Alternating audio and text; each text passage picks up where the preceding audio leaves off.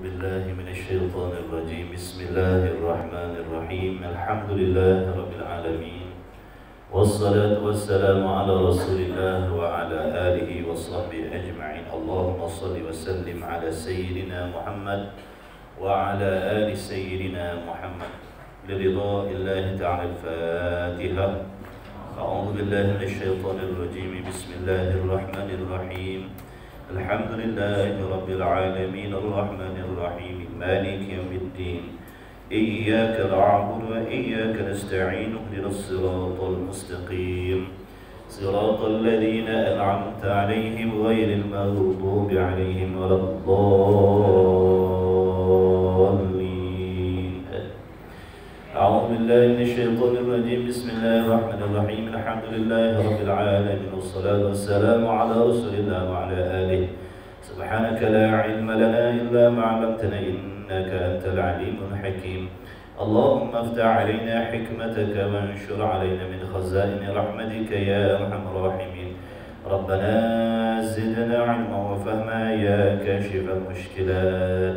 اكشف الحجب عن وجوه هذه المعاني حتى نطلع على خفيات هذه المسائل، واحفظنا من الخطأ والضلال، فأنت موفق كل أمر، وأنت علام الغيوب برحمتك يا أرحم الراحمين. وهب لنا يا وهاب علما وحكمة، وللرزق يا رزاق كلنا مسهلا، بالخير يا فتاح فافتح لنا يا الله، بالهدى بالعلم كلنا يا عليم مفضلا. اللهم علمنا ما جهلنا وذكرنا ما نسينا. اللهم اجعل أعمالنا خالصة لوجهك الكريم. وصلى الله على سيدنا محمد وعلى آله وصحبه وبارك وسلم. الحمد لله رب العالمين. الحمد لله. أما بعد. السلام عليكم ورحمة الله وبركاته. Hadirin hadirat rahimakumullah. Segala puji bagi Allah Subhanahu wa taala. Dengan limpah rahmatnya kita diizinkan oleh Allah untuk bertemu kembali pada pagi ini untuk meneruskan lagi kuliah subuh kita. Diharapkan sekalian jemaah yang hadir sehat walafiat, insya-Allah dengan berbekalkan niat yang ikhlas, semoga Allah Taala memberikan kepada kita ilmu yang bermanfaat, ilmu yang berkah, insya-Allah untuk kita dunia dan akhirat. Allahumma amin. Baik, sambungan kitab Risalah Misbahul Munir pada muka surat 25.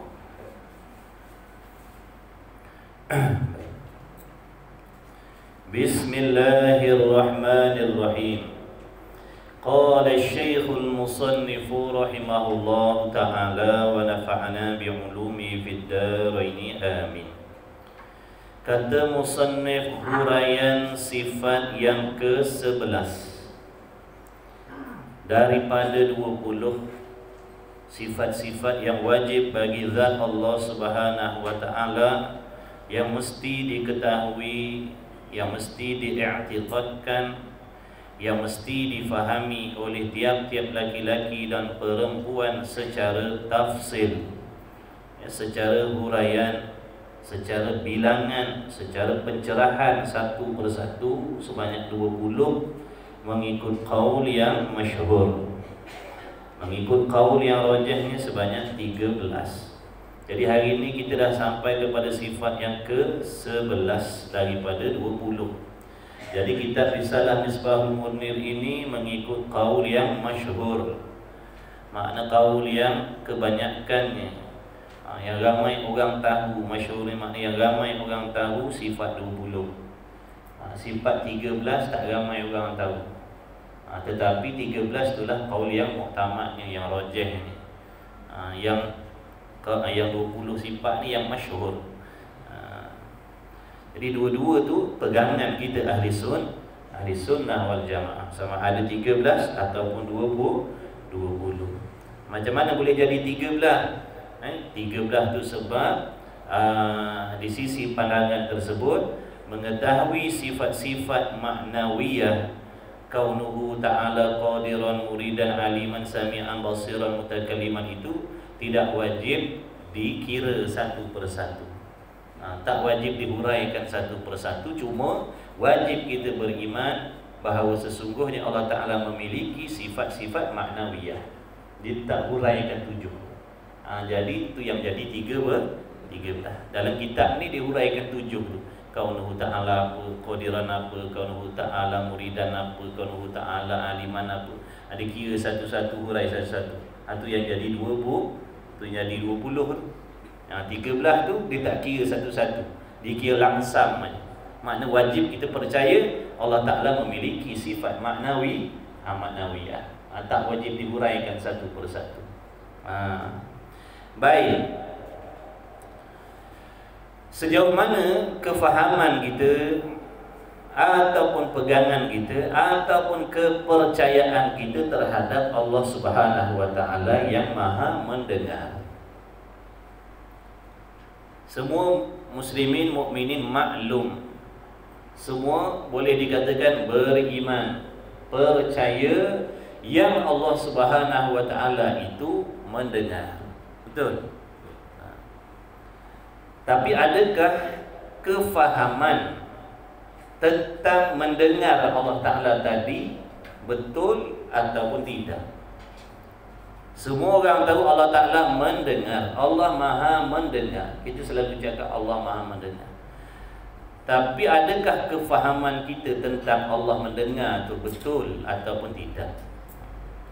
Jadi nak memastikan betul ataupun salah, tak ada jalan lain melainkan kita kena dekatkan diri kita dengan ilmu pengetahuan.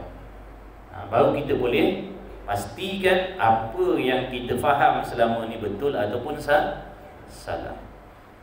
Jadi sama dengan ibadat yang lain pun sama. Kalau kita nak tahu solat kita betul ataupun salah, dekat dengan ilmu.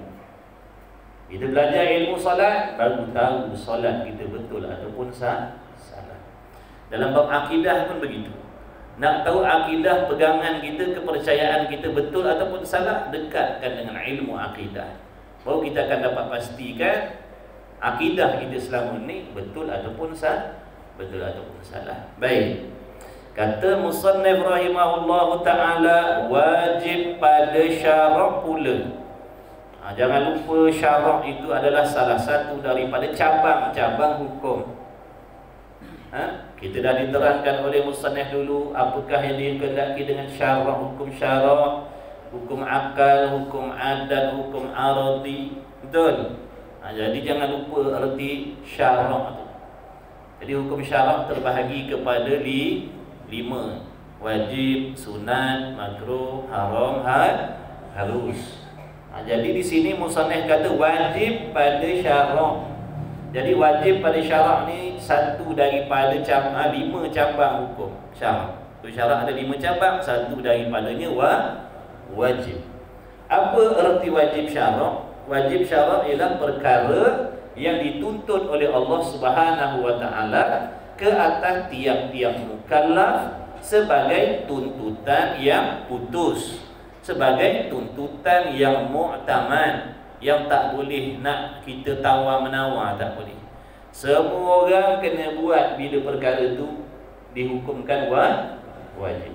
Walau raja sekalipun, walau sultan sekalipun, walau si fakir miskin sekalipun, walau orang yang cacat sekalipun, bila disebut wajib oleh Allah, bila diperintah wajib oleh Allah, maka kena buat, kena tunaikan, kena laksanakan, mahu ataupun tidak, suka ataupun tidak.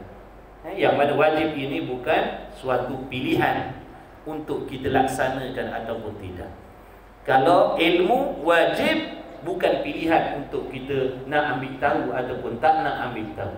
Bahkan mesti kena ambil tahu. Mesti kena ambil tahu. Sebab wajib. Perkara yang dituntut oleh Allah sebagai tuntutan yang muktamad, yang putus. Sehingga dijanjikan azab, dijanjikan siksaan bagi orang-orang yang tidak mahu menunaikan perkara yang wajib. Jadi wajib ni paksaan. Wajib ni adalah merupakan paksaan daripada Allah Subhanahu wa Ta'ala. Jadi dalam Islam ada perkara yang dipaksa dan ada pula perkara yang dibiarkan. Contohnya macam amalan yang sunat dibiarkan. Dengan maksud nak buat silakan, tak nak buat pun tak ada masalah. Tidak dijanjikan azab bagi orang yang tidak mahu membuat benda-benda sunat. Begitulah juga perkara yang harus. Begitulah juga perkara yang makruh, diberi pilih untuk tinggalkan ataupun tidak. Benda makruh diberi pilih untuk tinggalkan ataupun tidak. Yang dapat meninggalkan diberi pahala. Yang tak dapat meninggalkan perkara makruh, tidaklah sampai tahap berdosa tetapi rugi. Kerana membuat perkara yang dibenci oleh Allah. Bila sebut wajib, tak boleh tinggal. Tinggal dosa. Makna wajib ni paksaan. Kena paksa semayang, kena paksa tutup aurat, kena paksa berpuasa dan sebagainya. Begitu. Baik, jadi wajib pada syarak pula di atas tiap-tiap mukallaf mengetahui serta mengaku putus di dalam hati. Mengaku putus dengan makna jazam, yakin serta jazam, tidak berbolak-balik hatinya. Tidak ada sebarang keraguan, tidak ada secepis keraguan pun di dalam hati. Itu maksudnya yakin ataupun serta putus hatinya, makna tak berbolak-balik dah. Jadi wajib pada syarat di atas tiap-tiap mukallaf mengetahui serta mengaku putus di dalam hati dengan tentu sungguh ada pada Allah Subhanahu wa taala satu sifat sama. Sifat sama yang mana ertinya pendengar tadi ada satu sahaja pada zat Allah. Kalau ditanya Allah memiliki berapa sifat sama, Allah tu ada berapa banyak sifat pendengar dia? Yang kita faham sebelum ni macam mana? Yang kita faham sebelum belajar, Allah Ta'ala ada berapa sifat sama? Boleh jadi ada yang kata banyak, sebab banyak makhluk yang Allah Ta'ala nak dengar. Banyaklah sifat pendengar Allah. Dan sifat pendengar Allah satu sahaja. Yang banyak itu ta'alluq bagi sifat pendengar. Urusan sifat pendengar itu yang banyak ni.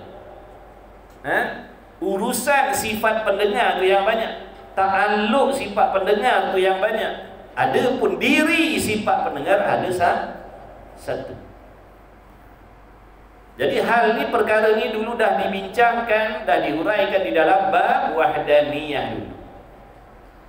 Dalam bab wahdaniyah dulu dah dibincangkan, yang mana wahdaniyah artinya ketunggalan keesaan itu terbahagi kepada 3 bahagian. Satu, ketunggalan pada zat Allah. Kedua, ketunggalan pada sifat Allah. Yang ketiga, ketunggalan pada perbuatan Allah Ta'ala. Dalam bab ketunggalan ataupun satu pada sifat dulu dah dihuraikan. Kenapa tidak boleh dikatakan ada beberapa sifat daripada jenis yang satu pada zat Allah, dulu dah dihuraikan. Tengok balik dalam tajuk wahdaniyah dulu. Semua dah belajar dah bab tu, kecuali orang yang tak datang. Kecuali orang yang tak datang, bab tu tak jumpa kan. Topak balik. Mana-mana yang tertinggal, topak balik, cari balik. Jangan biar melopong lagi. Sebab 20 kena tahu dengan sempurna. Tak boleh kita nak belajar dalam 20 tu kita nak pilih 5 sifat dia. Dalam 20 tu kita nak pilih 10 sifat dia. Kita nak pilih 19 sifat dia. Tak boleh. Tiap-tiap 20 tu kena tahu satu persatu. Baik. Jadi sifat sama Allah Ta'ala ni ada satu. Artinya pendengar. Sama artinya pendengar. Bukan mendengar. Mendengar itu perbuatan. Mendengar itu ta'alluq bagi sifat. Urusan sifat pendengar ialah mendengar. Diri sifat tu pendengar. Jadi ada perbezaan di antara ta'alluq sifat dengan nama sifat. Nama sifatnya pendengar, urusan dia mendengar. Nampak beza tak tuan-tuan? Tuan-tuan ada tak sifat pendengar? Tuan-tuan ada tak sifat pendengar? Ada tuan-tuan. Ada tuan-tuan. Tuan-tuan ada sifat pendengar. Maka dengan sebab itu nyata segala bunyi-bunyi suara pada sifat pendengar kita. Bila nyata segala suara, segala bunyi pada sifat pendengar kita, itulah yang dinamakan mendengar. Baik, artinya pendengar itu satu sifat yang ada ia. Nak bagi tahu sifat pendengar ini termasuk di dalam kumpulan sifat-sifat ma'ani. Sifat ma'ani. Sifat ma'ani, apa arti sifat ma'ani? Sifat ma'ani ini adalah sifat yang ada dirinya. Makna diri sifat tu ada. Diri sifat tu ada. Dulu kita dah bagi contoh. Misalnya warna putih yang duduk pada diri kertas. Warna putih yang duduk pada diri kertas tu adalah sifat ma'ani. Makna warna putih tu benda ada sungguh-sungguh. Diri kertas benda lain. Warna putih tu pula benda lain. Diri kertas tu namanya zat ataupun jirim ataupun jisim. Warna putih tu namanya sifat. Kalau sifat ma'ani yang duduk pada diri makhluk dipanggil arad namanya. Panggil arad. Arad. Bila sebut arad, sifat makhluk. Faham bila sebut arad, sifat makhluk. Sifat Allah tidak boleh dipanggil arad. Wujud, tidak, baqa, ikutlah pendengar, pelihat Allah, penutur Allah, semua sifat-sifat Allah ni maknanya jangan dipanggil arad. Kerana arad ni panggilan khusus sifat yang ada pada makhluk. Bila sebut arad, dengan sendiri kita tahu dia makhluk dah. Bila sebut arad, kita tahu dia mesti bahan. Bila sebut arad, dia mesti duduk pada jirim dan jisim yang bertempat. Bila sebut arad, dia boleh berubah-ubah. Bila sebut arad, dia menerima binasa dan sebagainya yang bersangkut paut dengan makhluk. Jadi sifat Allah jangan dipanggil arad. Sifat Allah kita panggil sifat Allah. Mana sifat Allah? Jangan panggil arad pula dah. Itu perbezaan ni. Kemudian jadi sifat pendengar Allah Ta'ala ni ada satu je. Lagi pula sifat pendengar ni ada ia. Ada kat mana? Pada zat Allah Ta'ala. Jadi sifat pendengar tadi duduknya pada zat Allah, berdiri pada zat Allah, makna ada pada zat Allah. Kenapa duduk pada zat Allah? Dah sifat. Kaedah sifat tidak boleh duduk dengan sendiri, melainkan mesti duduk pada zat. Sifat tak boleh bawa diri sendiri. Sifat mesti duduk menumpang kepada zat. Contoh macam warna putih itu. Warna putih itu tak boleh wujud, melainkan dia kena duduk pada sesuatu. Betul. Jadi warna putih tak boleh wujud tuan-tuan, melainkan dia mesti kena menumpang pada sesuatu. Baru boleh wujudnya putih dan baru boleh ada putih. Mana pula kita kata tu cat putih, tu cat putih. Cat putih tu ialah cecair, yang mana sifat putih duduk pada dia. Orang panggil cat putih. Cat putih lain, putih tu lah lain. Tuan-tuan kalau pergi kedai, tuan-tuan nak beli putih ke beli cat putih? Balik ni kan singgah Hardware, minta dengan Apek no? Apek gua mau beli putih satu tin. Besok ataupun sekarang balik singgah Apek saya nak singgah ni, saya nak beli putih. Cat tak mau, saya nak beli putih. Agak-agak dia boleh cari dapat. Tak nak beli cat, nak beli putih. Saya nak beli sifat putih je, cat saya tak mau. Pening apa? Mana boleh nak beli putih? Putih itu sifat. Yang boleh belinya cecair yang bersifat putih. Tu baru boleh beli. Ada pun putih kita nak ambil putih bubuh dalam tin tak boleh. Nak ambil putih bubuh dalam tin tak boleh. Sebab putih itu sifat. Kecuali putih itu duduk pada kertas ke, putih itu duduk pada kain ke, putih itu duduk pada batu ke, baru boleh ada putih. Kalau nak cari putih semata-mata tanpa duduk di mana-mana, mustahil. Kerana putih itu sifat. Sifat, ingat, tak boleh ada, melainkan mesti duduk pada sesuatu zat, sesuatu jirim di sini. Cuma putih tu tadi nak ceritakan sifat makhluk. Sifat Allah pun begitu juga, dengan makna sifat pendengar ini tidak boleh duduk berasingan, melainkan dia ada pada zat Allah. Dia tak berasing, dia tak bercerai. Zat Allah, sifat Allah Ta'ala qadim lagi azali.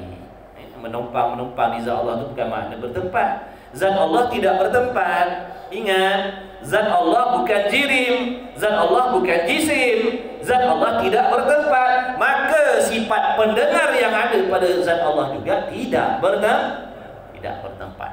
Warna putih tadi yang duduk pada cat tadi, cat ni namanya jirim jisim, cecair. Jirim jisim bertempat bertempat. Maka warna putih yang duduk pada cat tadi juga bertempat. Mana duduknya? Contoh dalam tin. Faham macam tu lah ngaji tauhid. Tak faham pun hanggu ke? Tak faham pun hanggu ke? Nanti lama-lama faham insya-Allah. Yang tak faham, yang tak nak ngaji tauhid sampai bila-bila, sampai ke sudah. Tak ni faham sampai ke sudah. Tak nak faham, tak nak belajar. Tapi kalau belajar insya-Allah. Baik. Dia tak boleh laju tuan-tuan. Dia kena ngaji je ni. Boleh ke baca je ni? Nak baca cepat khatam. Cepat khatam kita baca laju je. 5 muka surat. Insya-Allah khatam. Ganti kitab tauhid lain. Nanti orang tanya berapa banyak kitab ngaji dah tauhid. Kat 29 buah dah. Hebat. Ta'alluq apa makna? Natang apa ta'alluq? Dah tidak. Sebab ngaji nak cepat khatam. Ada orang jadi macam tu. Dia bukan mengaji nak ilmu, dia nak cepat khatam. Bila orang tanya dia boleh bangga. 29 buah dah haji. Hebat. Orang bukan nak banyak kata. Lepas tu kadang tok guru kata, lepas khatam ni kita ulang balik. Tok guru, gantilah kita lain pula. Ada passion nak murid derhaka je tu. Dia kata gantilah kita lain pula tu guru. Asyik kitab tu je. Yang kau cakap asyik kitab tu kau dah faham ke belum? Sebab tu kita tujuan belajar ni pertamanya nak faham. Bukan nak banyak kitab, nak faham. Nak faham macam ni lah kena belajar. Sebutir, sebutir. Dia kata lah 2 baris je belajar hari ni. Sebab tu kat pondok tu dia orang ngaji bertahun-tahun duduk kat pondok tu. Dia tak macam universiti 4 tahun, 5 tahun beres dah. Kat pondok berapa tahun ngaji? 15 tahun. 10 tahun. Sekarang nak cari 5-6 tahun duduk pondok pun payah dah. Tu guru dulu main-main je tu. 10 tahun tu wajib. 20 tahun, 15 tahun. Tapi ada orang yang ngaji 5-6 tahun menyalahkan tu guru yang mengaji 20 tahun. Dia duduk universiti 5 tahun je pun ngaji langkau-langkau. Ada tempat baca sendiri. Ada tempat baca sendiri. Kalau buku dia tebal-tebal, buka baca semua dah, pilih-pilih bab. Dalam 4-5 tahun tu, 5-6 tahun tu, ambil pilih-pilih bab, ada tempat baca sendiri. Nah, untuk guru dia kalau kata dia mengaji 20 tahun, 15 tahun, kalau dia kata ngaji pondok ni, maknanya kulit ke kulit. Kalau kitab tu ada 200 muka surat, dia akan jumpa tiap-tiap muka surat, tiap-tiap baris, tiap-tiap lafaz tu dia baca. Agak-agak ilmu mana yang halus, tuan-tuan? Dah lah lama, halus pula pengajiannya. Nak bandingkan dengan orang yang mengaji 4-5 tahun, langkau baca sendiri. Fikir bodoh-bodoh sudah, tak payah fikir bijak-bijak. Dia ngaji sekejap, dia nak nyalahkan untuk guru ngaji puluh-puluh tahun.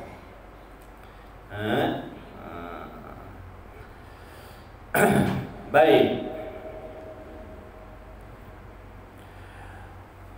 Dengan dialah, jadi sifat pendengar ni sifat yang ada, makna sifat ma'ani. Sifat ma'ani itu sifat yang ada dirinya betul-betul pada zat Allah.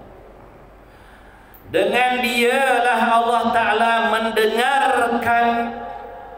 Makna dengan sifat pendengar tadi, Allah mendengarkan segala perkara yang ada. Segala perkara yang ada didengar oleh Allah. Perbezaan di antara sifat pendengar Allah dengan sifat pendengar kita. Kita ni ada sifat pendengar juga, kita boleh mendengar juga, tetapi sifat pendengar kita ni walaupun dikatakan boleh mendengar, tetapi hanya tertentu kepada bunyi sahaja. Boleh dengar suara sahaja. Padahal benda ada ni banyak. Meja ada tak? Ada. Baju ada tak? Ada.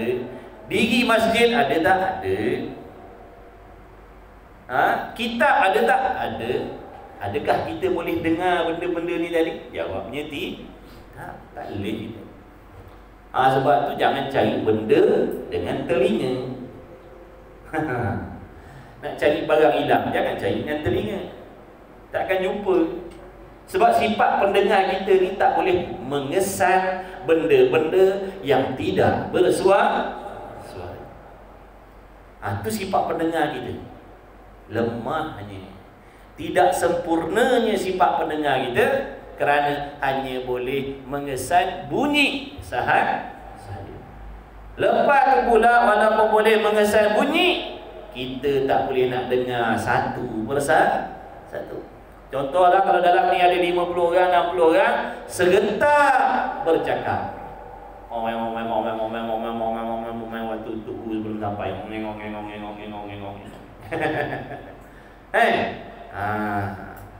Boleh tak kita nak dengar tiap-tiap perkataan daripada mulut orang? Tak boleh dengar. Tak buti lah. Jadi tak buti lah. Apa benda cakap? Cakap seseorang. Awak apa?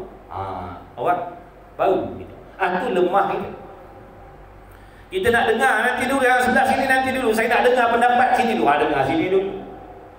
Okey, awak tak cakap. Apa boleh dengar sini? Itu pendengar ini. Jangan kita anggap, jangan rasa, jangan kita faham sifat pendengar Allah begitu. Allah bukan mendengar begitu, tuan-tuan puan-puan hadirin hadirat. Tiap-tiap benda yang ada, sama ada berbunyi, tidak berbunyi, asalkan benda itu mawjud, asalkan benda itu ada dirinya, maka semua benda ni didengar oleh Allah. Allah dengar kepada tubuh badan kita, Allah dengar kepada baju ni, Allah dengar kepada diri masjid ni, Allah Ta'ala dengar kepada kitab-kitab ni. Dengan makna setiap benda yang ada itu nyata pada sifat pendengar Allah. Dan Allah Ta'ala mendengar bukan dalam bentuk bergilir-gilir. Sebab tu saat ni, detik ni, ketika ni, ada berapa banyak jenis bunyi. Tak payah ambil benda yang tak berbunyi, yang jenis berbunyi. Sekarang ni berapa ramai, berapa ratus ribu juta bilion trilion orang yang sedang bercakap, yang sedang berbunyi. Atas alam ni macam-macam. Allah dengar tiap-tiap saat. Tiap-tiap satu tu nyata pada sifat pendengar. Bukan makna bergili-gili. Dengar belah sini dulu. Lepas tu kamu dengar belah sini. Bukan. Kalau begitu, kalau begitulah sifat pendengar Allah, maknanya tidak sempurna, tak sempurna. Nampak tak? Faham tak? Selama ni kita faham tak macam tu? Sebelum ni kita tak faham macam tu. Kita ingat ramai orang mengatakan Allah mendengar macam mana? Mendengar, yang kita faham mendengar macam kita. Na'udzubillah min dzalik. Kalau Allah tu mendengar macam kita, maknanya tidak sempurna, tak sempurna. Bukan macam kita dah. Sebab tu kita kata Maha mendengar. Inilah di antara maksud Maha mendengar tadi. Sehingga yang tak berbunyi pun nyata pada sifat pendengar Allah. Sehingga maknanya tidak ada orang panggil giliran. Allah Ta'ala mendengar tu tak ada giliran. Mana semua benda ada, berbunyi tak berbunyi, semuanya nyata pada sifat pendengar Allah. Nyata semua pada sifat pendengar Allah. Bukan bergili-gili dengar dah. Bukan. Kalau bergili dengar, untunglah sekarang Allah Ta'ala mendengar orang mereka duk cakap. Orang Malaysia lepas ni. Maknanya saat Allah Ta'ala mendengar orang mereka bercakap, untunglah kita kat Malaysia yang mengumpat dan sebagainya. Sebab apa? Tuhan tak dengar sini, Tuhan dengar di sana dulu. Sebab tu tak ada seorang pun boleh terlepas daripada pendengaran Allah. Mengumpatlah, mencacilah, mencelalah dalam hiruk pikuk, dalam jutaan manusia ni, Allah dengar apa yang kita cakap. Makna kalau kita cakap benda jahat, Allah dengar tiap-tiap perkataan yang jahat yang keluar daripada mulut kita. Tak terlepas walau sepatah pun. Begitulah juga kalau kita bercakap benda baik. Allah Ta'ala mendengarnya, dan Allah Ta'ala menjanjikan dengan diberi pahala. Itulah kata Maha mendengar Allah. Itu yang kata Maha mendengar. Jadi biar faham, bila sebut Allah Maha mendengar, apa yang kita dah belajar ni adalah dalam hati kita. Bila sebut wahai Allah yang Maha mendengar, faham dah. Faham macam mana? Faham macam mana yang kita belajar tadi. Maknanya Allah mendengar segala sesuatu yang ada. Nyata segala sesuatu yang ada pada sifat pendengar Allah, tidak nanti berbunyi, tidak berbunyi, asalkan ada benda itu didengar oleh Allah. Apa maksud Allah Ta'ala mendengar? Nyata pada sifat pendengar Allah. Tuan-tuan jangan fikir mendengar macam kita. Kalau kita fikir mendengar macam kita, tu yang kita jadi bengong. Macam mana nak dengar kepada bangunan ni? Macam mana nak dengar kepada baju ni? Macam mana nak dengar kepada kitab ni? Bukan ada bunyi. Kalau kita fikir ke situ, tu yang bengong. Kita kena ingat, kita sedang mempelajari, memahami sifat Allah, bukan sifat kita. Kita nak cerita ni sifat Allah. Sifat Allah gitu. Tiap-tiap benda ada, didengar. Berbunyi tak jadi masalah. Didengar bukan dalam bentuk dulu kemudian bergiling. Dan semua nyata. Selagi benda tu wujud, selagi itu Allah dengar pada benda. Selama mana benda tu ada, selama tu Allah dengar kepada benda. Kemudian katanya musannif lagi, dengan dialah Allah mendengarkan segala perkara yang ada. Ianya Allah Ta'ala tidak tuli. Tidak tuli. Tuli ni kekurangan. Tuli makna tak dengar langsung. Bukan tak dengar langsung sahaja yang mustahil. Adik-beradik, sepupu, sepapat, tuli pun Maha suci Allah daripadanya. Sepupu sepapat tuli macam mana? Macam mana contoh sepupu sepapat tuli? Yang tadi tuli tak dengar langsung, pergi kat telinga dia pun dia buat bom meletup pun orang lain melompat, dia relax. Tuli tak dengar langsung. Dah adik-beradik tuli macam mana? Dekat dengar, jauh dah tak dengar. Tu adik-beradik tuli lah, macam kita. Tu Tuan-tuan dengar tak sekarang apa yang anak-anak tuan-tuan, anak bini tuan-tuan borak dekat rumah sekarang, dengar? Adik-beradik tuli. Kuat dengar bila bisik-bisik dah tak ada. Tu adik-beradik tuli. Nak dengar bergilir-gilir, adik-beradik tuli. Tu adik-beradik tuli ya tu. Jadi tak ada kena-mengena dengan sifat pendengar Allah Ta'ala.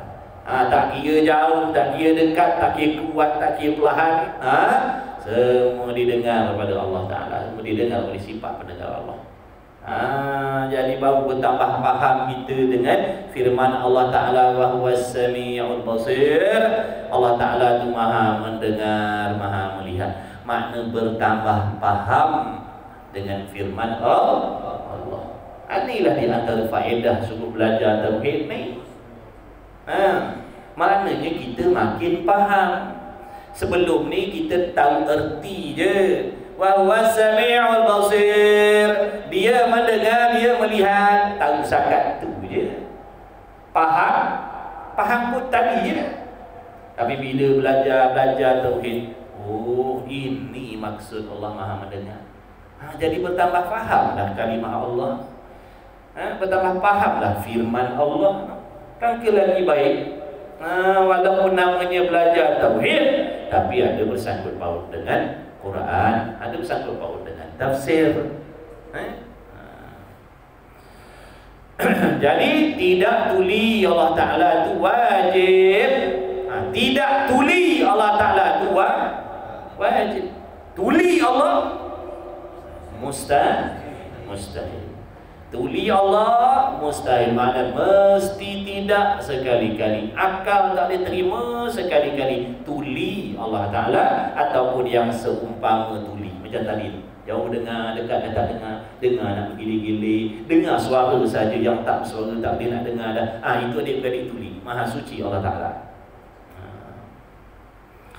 Firman Allah Ta'ala, wa huwas sami'ul basir. Artinya ianya Allah Ta'ala yang mendengar dan yang melihat.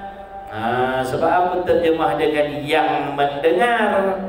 Yang mendengar itu arti terjemahan kalimat sami' tu. Sin, mim, ya, ain. Sami' isim fa'il, wazan mubalaghah. Sami' makna yang sangat maha dahsyat mendengar.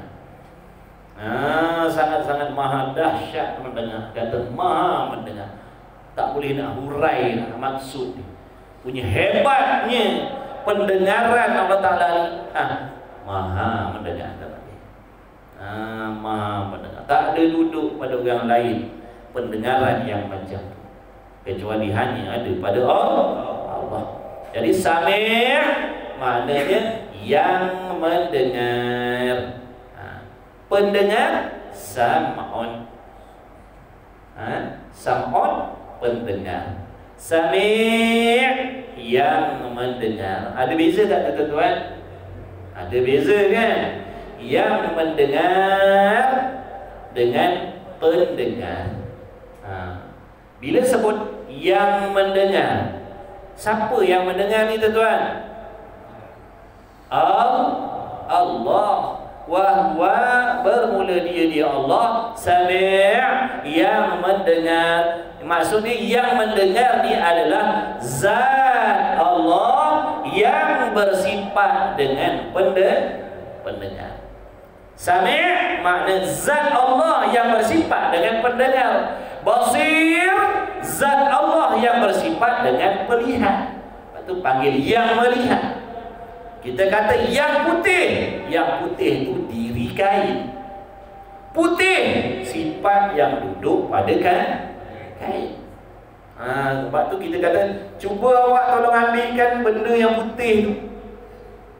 Cuba ambil benda yang putih tu. Cuba ambil yang putih kat atas mari tu. Maknanya nak bagi tahu sesuatu yang mana pada sesuatu tu ada sifat putih. Kita tak kata cuba ambil putih. Cuba ambil yang putih. Jadi bila sebut yang putih, diri benda yang bersifat putih. Bila sebut putih, sifat yang duduk pada benda itu. Sama, sifat yang duduk pada zat Allah. Bila sebut yang mendengar adalah zat Allah yang bersifat pendengar. Sebab itu ada perbezaan di antara perkataan sami' dengan sama'. Sami' yang mendengar, sama' pendengar. Daripada faham daripada sami' inilah, faham daripada perkataan yang mendengar inilah ulama kalam, ulama usuluddin mengatakan bahawasanya mesti ada sifat pendengar pada zat Allah. Mana tahu Allah Ta'ala ni ada sifat pendengar? Faham daripada yang mendengar itulah menunjukkan mesti ada sifat pendengar. Lazim dah, tak payah tanya dah. Bila sebut Allah yang mendengar, Allah Tuhan yang maha mendengar, tak payah nak tanya ada ke sifat pendengar pada Allah, tak payah tanya. Lazim dah, makna kita reti dah. Contoh kita kata dalam kampung ni si Mamat tu orang kaya, tak payah tanya dia ada harta ataupun tidak. Lazim segera faham bila sebut orang kaya, segera faham mesti ada harta. Segera faham bila sebut Allah yang mendengar, segera faham mesti ada sifat pendengar. Akal kita berfikir seandainya tidak ada sifat pendengar pada Allah, tak boleh nak dipanggil Allah tu yang mendengar. Kita panggil Allah yang mendengar sebab menunjukkan mesti ada sifat pendengar pada Allah. Ini yang ulama duk buat ilmu usuluddin ni, sama basar, faham daripada maksud tu lah. Dalam Quran tak ada perkataan sama basar, mukhalafatuhu ta'ala bil hawadih, qiyamuhu ta'ala bi nafsih, wahdaniyah, qudrah, iradah. Ada ke dalam Quran sebutir-sebutirnya tu? Tak ada. Tak ada tuan. Mana nak cari perkataan mukhalafatuhu ta'ala lil hawadih, qiyamuhu ta'ala bi nafsih? Gila tanya ustaz-ustaz yang duk hafal Quran, yang mengajar tafsir tu, ada tak jumpa mukhalafatuhu ta'ala lil hawadih dalam ayat-ayat Quran? Ada? Tak ada. Sebab tu kalau dia al-hafiz sekalipun, dia hafal Quran sekalipun, kalau dia tak ngaji sifat 20 ni, dia takkan jumpa mukhalafatuhu ta'ala lil hawadih. Sebab tu puak-puak ni menolak belajar sifat 20 dengan alasannya tak ada dalam Quran.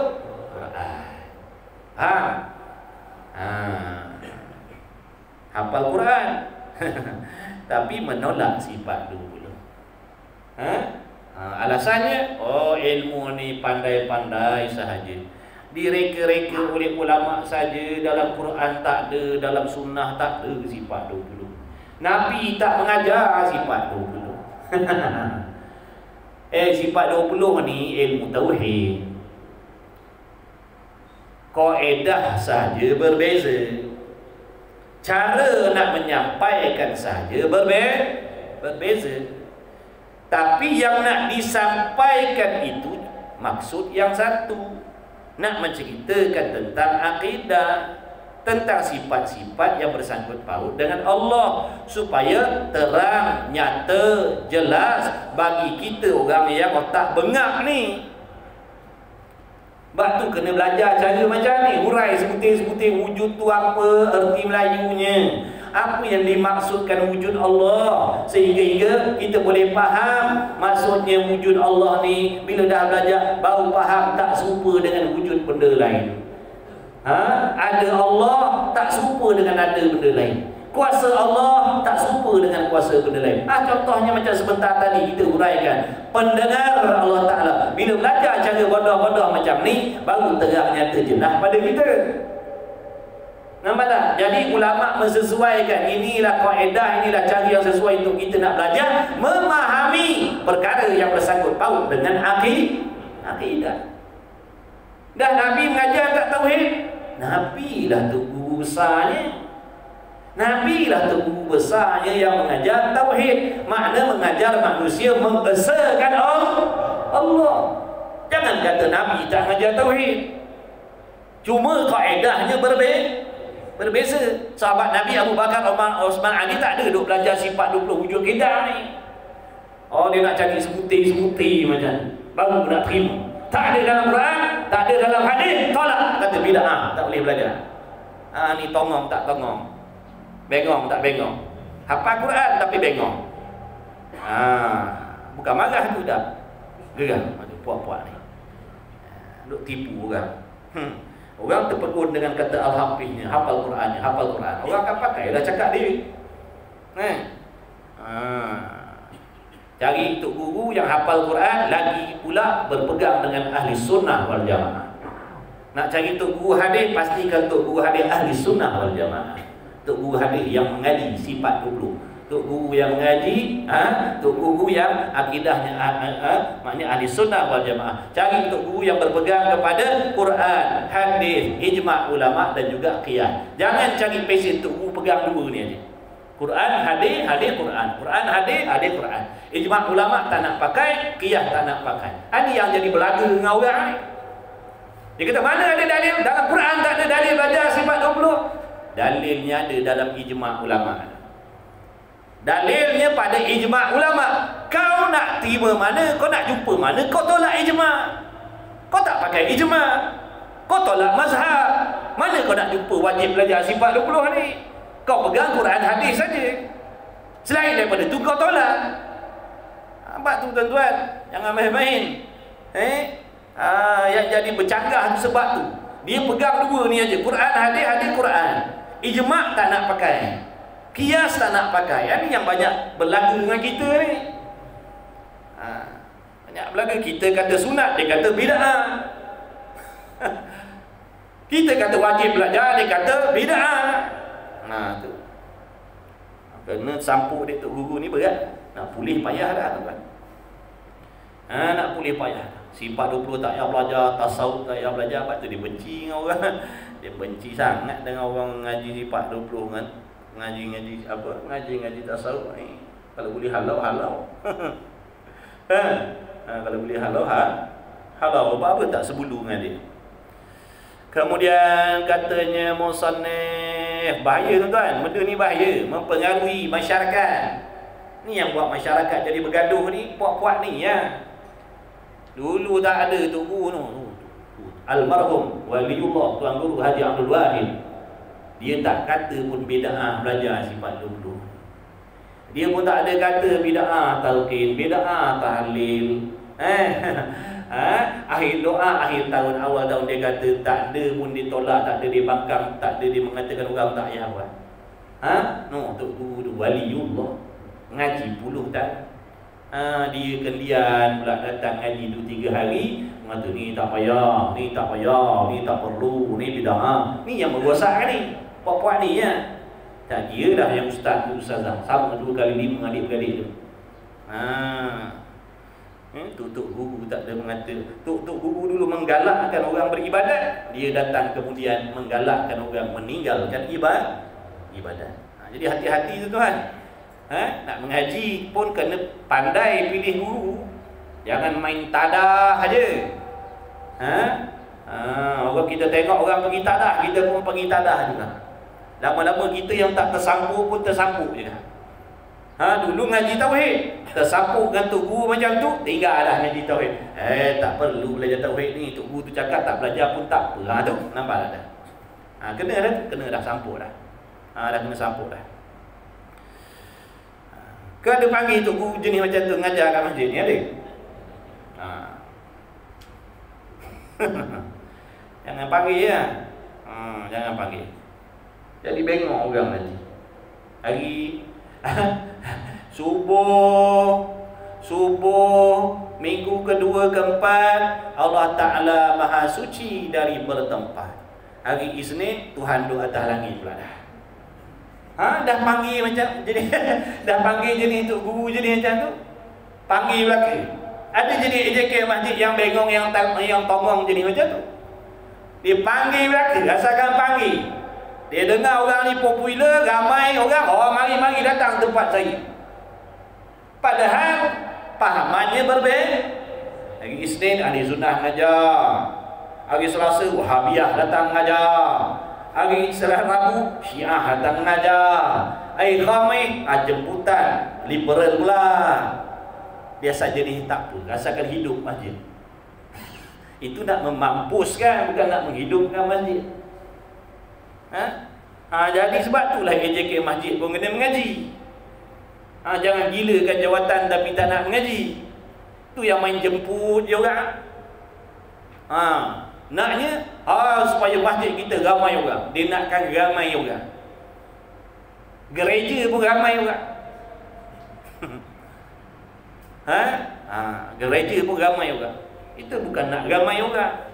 Nak masjid tu, surau tu disampaikan ilmu yang hak, ilmu yang sebenar, ilmu yang menunjukkan ummah daripada salah jadi betul. Makin hebat, makin betul, makin dekat dirinya dengan Allah, makin betul akidahnya, makin hormat pada Rasul, makin hormat pada maknanya anak cucu cicit Rasul. Bukan makin mengaji, makin biadab. Kemudian sambung lagi. Jadi dan mendengar itu ialah nyata segala perkara yang ada dengan sama artinya pendengar. Sama ada perkara itu suara atau dan lain. Tak kisah tak? Tak kisahlah benda itu suara ataupun lain daripada suara, asalkan benda itu ada didengar oleh Allah Ta'ala. Bagi kita cakap macam tu sebab puak-puak tu tolak sifat 20 ni, alasan ni macam tu. Dia kata mana ada dalam Quran? Mana ada dalam Quran? Mana ada dalam hadis belajar sifat 20? Lepas tu dia cakap dengan orang. Orang tu pun terpedaya dah. Orang terpedaya dah. Masyarakat ni, orang awam ni, dia datang masjid tu dengan hati yang penuh dengan sangka baik. Dia datang ceramah dengan sangka baik. Makna dia sangka baik yang mengajar ni orang betul lah. Sebab tu diterima je. Dia tak dapat nak beza. Sebab tu kita yang tahu ni lah kena selamatkan orang ramai ni. Kalau tak, kesian nanya dia orang. Semuanya Allah Ta'ala nyata. Dia kata alasan macam mana? Dia kata tak apa ustaz, kita ambil yang baik-baik je. Yang tak baik kita tak payahlah ambil. Dia kata memang ada panggil dia ngajar, tapi kita ambil yang baik lah. Kau tahu ke? Masalah dia kau tahu ke yang betul dengan yang salah? Antah dengan beras kau tahu ke nak beza? Ni masalah. Kalau kau tahu pun orang lain tak tahu. Orang lain tak tahu. Boleh jadi kalau kau tahu kau boleh pilih. Ni jelantah ni. Ni kena buang ni, tak boleh tanak sekali ni. Orang lain yang tak tahu nanak sekali. Tu yang tercekik ke batang leher tu. Sebab tak boleh nak beza. Kita tak apalah boleh beza. Andai kata kita jangan pentingkan diri sendiri. Masjid ni tempat orang ramai. Surau tempat orang ramai. Yang datang dengar ceramah ni orang ramai. Kalau kita dah alim seorang, kononnya kita dah pandai, mana kita boleh bezakan, ni salah, ni kena tolak, yang ni kena tolak, yang ni boleh ambil. Tak apalah untuk kita yang lain-lain. Semuanya Allah Ta'ala nyata dengan sama itu. Ianya Allah Ta'ala tidak tuli. Dan dalil atas ada sifat sama, makna bukti yang menunjukkan di atas mesti ada sifat pendengar pada Allah Ta'ala. Dia Allah Ta'ala tidak tuli itu, dalilnya ialah kita fikir. Tadi dah ada dalil tadi, wa sami'ul alim itu dalil dah tu. Bukti yang menunjukkan Allah mesti bersifat dengan pendengar dan pelihat. Tadi dalil Quran, sekarang ni dalil akal pula. Makin banyak dalil yang kita tahu, makin baik, makin bagus, makin teguh. Mengetahui dalil ni pula hukumnya wajib, tuan-tuan. Mengetahui dalil-dalil ni wajib juga. Mesti kena tahu dalil. supaya nak mengeluarkan diri kita daripada golongan taklid, orang yang beriman dengan cara meniru orang lah. Tak ada bukti. Mana bukti Allah ada? Mana bukti Allah sedia? Mana bukti Allah mendengar? Entahlah, tak tahu. Dah tu kata Allah mendengar melihat, si Polan cakap lagu tu, mak cakap macam tu, ayah cakap macam tu, orang kat kedai kopi sembang macam tu. Jadi tak nak. Biar kita beriman dalam keadaan kita faham, kita tahu mana bukti. Mana aku percaya Allah mendengar, buktinya ni. Aku percaya Allah kuasa, buktinya begini. Aku percaya Allah tidak bertempat, buktinya begini. Tu disuruh belajar. Dan dalil atas ada sifat pendengar dia tidak tuli, itu ialah dalilnya kita fikir dan tilik kepada makhluk ini. Jikalau tidak ada sama pada Allah Ta'ala, nescaya adalah ia tuli. Mana kalau tidak ada sifat pendengar pada Allah, jawabnya dah tentulah Allah Ta'ala bersifat dengan tuli. Akal kita fikir lagu tu, namanya dalil akal. Kalau Allah tidak mendengar, maknanya dia tuli. Dan jika ia tuli, apa jadi? Kalau Allah Ta'ala tu tuli, apa yang jadi? Jawabnya nescaya adalah pada Allah Ta'ala satu penyakit padanya. Betul tak? Kalau Allah Ta'ala tu tuli, membawa kepada ada penyakit pada Allah. Betul? Betul. Semangat sikit jawab tuan-tuan. Malu dengan orang pergi konsert. Apa khabar semua? Woi, berderu. Guru bagi salam. Assalamualaikum warahmatullahi. Salam. Malu dengan orang pergi konsert tuan-tuan. Masya Allah. Padahal kita berada di dalam majlis yang paling hebat di atas muka bumi ini, iaitu majlis zikir, majlis ilmu. Patut kita lagi semangat daripada diorang ni. Ini orang yang berada di tempat maksiat lagi semangat pula. Apa khabar semua? Boy! Pagi sekali! Boy! Tunggu bagi Assalamualaikum warahmatullahi wabarakatuh. Assalamualaikum warahmatullahi wabarakatuh. Assalam. Lama. Sebab tu kadang-kadang ada tunggu di sini macam tu. Assalamualaikum warahmatullahi wabarakatuh. Assalamualaikum warahmatullahi wabarakatuh. Assalam. Assalamualaikum. Dia nak bagi kita faham. Nak bagi kita faham. Orang kat konsert tu, apa khabar? Sihat semua? Sihat. Mengaji? Macam tu. Tak apalah dah. Kemudian semangat tuan-tuan. Maknanya mengaji ini semangat. Semangat tuan-tuan. Bahkan dia tunggu. Dia kata semangat mesti berapi-api mengaji ini. Sebab kita yakin apa yang kita buat ni benda terbaik, benda yang Allah redha, yang menyebabkan kita nanti bahagia di hari kiamat. Kita kena semangat, kita kena bangga, kena seronok. Bertuah aku dapat duduk dalam majlis ilmu. Sebab aku menjadi tetamu Allah, menjadi tetamu Rasul. Nabi kata siapa-siapa yang duduk dalam majlis ilmu, majlis zikir, mereka tetamu Allah. Nabi tak cakap kalau Allah tak suruh cakap macam tu. Nabi tak akan cakap kalau Allah tak perintah cakap macam tu. Makna Allah Ta'ala satu ketika Allah Ta'ala maknanya mewahyukan kepada Rasul, bagi tahu orang yang mana orang-orang yang duduk dalam majlis ilmu, berada dalam majlis zikir, bagi tahu dia orang, mereka ni aku punya tetamu. Tetamu Allah. Kalau jadi tetamu YB pun 44 hari kita tak makan dah lepas daripada itu. Kenyang itu jumpa YB. Bangga ni. Hebatnya jadi tetamu YB. Jadi tetamu Datuk, jadi tetamu raja. Padahal duduk kat tepi-tepi pagar ya kita pun. Tapi dia punya bangga, Masya Allah. Sebab dijemput oleh orang yang ada pangkat atas dunia. Ini tetamu Allah. Tetamu Allah tuan-tuan. Bukan calang-calang, bukan kaleng-kaleng. Tetamu Allah. Tengok Allah Ta'ala dia pilih tetamu, dia bukan pilih tetamu orang baik-baik. Allah Ta'ala pilih tetamu orang jahat-jahat. Orang macam kita Allah pilih jadi tetamu dia. Orang yang tak semayang, semayang kadang tinggal, semayang langgar waktu, dedah aurat, banyak mengumpat, hati kotor. Inilah orang-orang yang Allah panggil jadi tetap. Kalau Allah Ta'ala tu sifat dia macam kita, memang kita ni tak dipilih awal lagi, tuan-tuan. Sebab kita akan pilih orang yang ikut cakap kita je. Mana yang ikut cakap aku, yang aku suruh dia buat, yang aku larang dia tinggalkan, mari sini, kau jadi tetamu. Orang yang tak nak ikut, pergi je jauh. Tapi dah, Allah Ta'ala Maha Pengasih, Maha Penyayang. Kita yang banyak dosa ni Allah panggil jadi tetamu.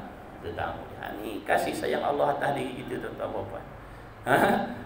Itulah bertuah kita bertuhankan Allah Ta'ala.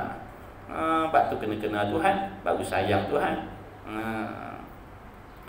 Baik, kemudian katanya musannif lagi, dan dalil atas ada sifat. Jadi kalau Allah Ta'ala tu tidak mendengar, makna dia tulilah.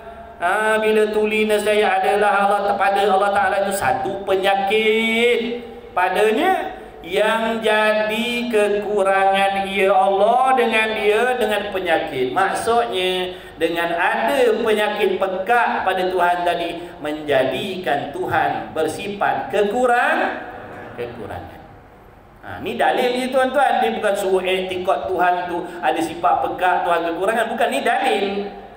Jalan nak mencari bukti, belum dapat jawapan lagi.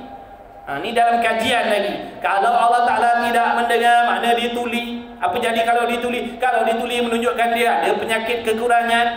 Apa lagi? Ni. Dan tiap-tiap yang ada penyakit itu tentu sekali berkehendak dan berhajat kepada yang menghilangkan. Betul? Tiap-tiap yang ada kekurangan sudah tentu ada kehendak kepada yang lain supaya menyembuhkan dia, supaya menyempurnakan dia, supaya mengelokkan dia. Itu akal kita fikir.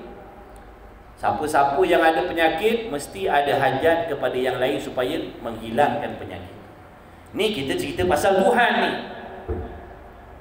Bila dah Allah Ta'ala tu dikatakan ada penyakit kekurangan yang membawa kepada dia berhajat kepada yang lain untuk menyembuhkan dia, maka dengan sendiri dah tak layak nak jadi Tuhan dah. Kerana Tuhan ini tidak berkehendak kepada sesuatu yang lain, itu Tuhan. Dia tak berhajat kepada yang lain kerana dia sempurna. Jangan kata Allah Ta'ala berkehendak pada yang lain, Allah Ta'ala berhajat kepada yang lain, nak minta tolong pada yang lain supaya membaiki dia, mengelokkan dia, menyembuhkan dia. Tak, mustahil. Kerana kalau Allah berhajat, berkehendak kepada yang lain, menafikan qiyamuhu ta'ala binafsi. Maka siapa lagi yang boleh menghilangkan penyakit itu?